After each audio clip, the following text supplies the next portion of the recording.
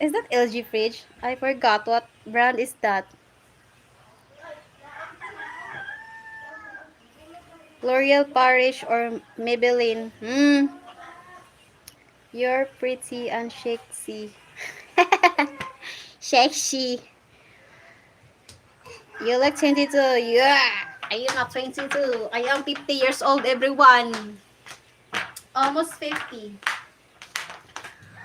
You're so guapa. Ah, you see, half bolero, no? Yes, yes. You can see Mr. Mouth also. He is half bolero, just like you.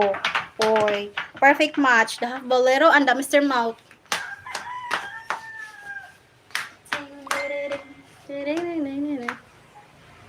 Which lipstick, L'Oreal Paris or Maybelline? No, it's not.